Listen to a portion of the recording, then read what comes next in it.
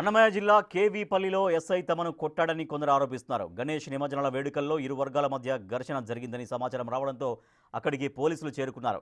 SI తమను నడి రోడ్డుపై నిలబెట్టి ఫోన్లు లాక్కొని విచక్షణారహితంగా లాఠీలతో కొట్టాడని టీడీపీ వర్గీయులు ఆరోపిస్తున్నారు.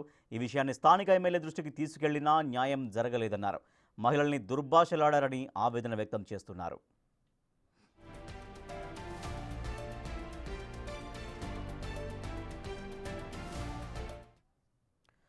ఇరు వర్గాల మధ్య ఘర్షణ జరుగుతుందని సమాచారం రావడంతో ఘటనా స్థలానికి వెళ్లామని, అందరినీ చెదరగొట్టి ఎలాంటి అవాంఛనీయ సంఘటనలు జరగకుండా నిమజ్జనాలు జరిపామని ఎస్ఐ చిన్నరెడ్డెప్ప తెలిపారు. 10 మందిపై కేసులు నమోదు చేశామన్నారు.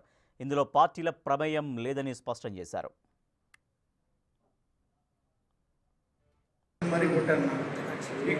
షూకాలతో ఇక్కడ మొహం మీద తొక్కుని రోడ్డు మీద పడేసి లాఠీలతో పొట్ట మీద పొడిచినారన్న.